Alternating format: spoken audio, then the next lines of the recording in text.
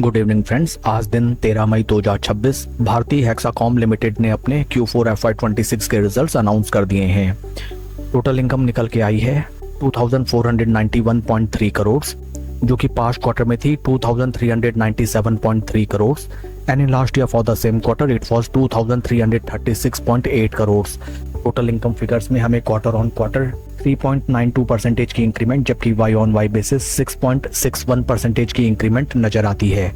Total expenses निकल के आए हैं 1146.5 करोड़, जो कि पास्ट क्वार्टर में थे 1105.4 crore and in last year for the same quarter it was 1121.2 crore. Total expenses figures में हमें क्वार्टर ऑन क्वार्टर 3.71% की इंक्रीमेंट, जबकि वाई ऑन वाई बेसिस 2.25% की इंक्रीमेंट नजर आती है। पैट निकल के आया है कंपनी का 446.7 करोड़, जो कि पास्ट क्वार्टर में था 473.7 crore and in last year for the same quarter it was 468.4 crore.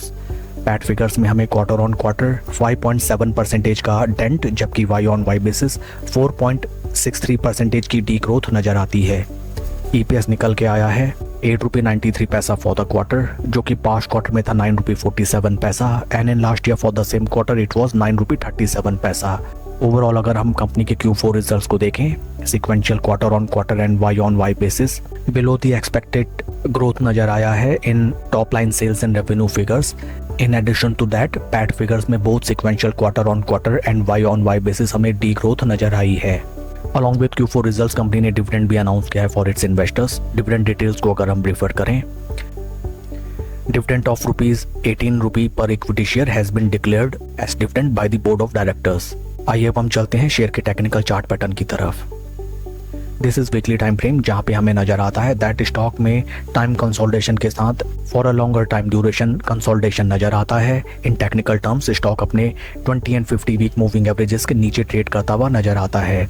These are very crucial price points because इन्हीं प्राइस पॉइंट्स पे पास्ट में स्टॉक ने रेजिस्टेंस फेस करके एक बढ़िया ब्रेकआउट दिया था एंड राइट नाउ स्टॉक उन्हीं रेजिस्टेंस लेवल्स पे हमें सपोर्ट लेने के लिए आता हुआ नजर आता है।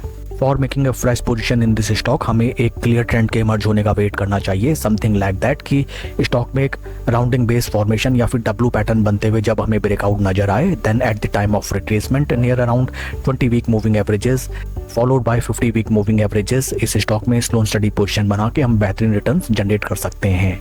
That's all for the video friends, please like and subscribe my channel. Thank you.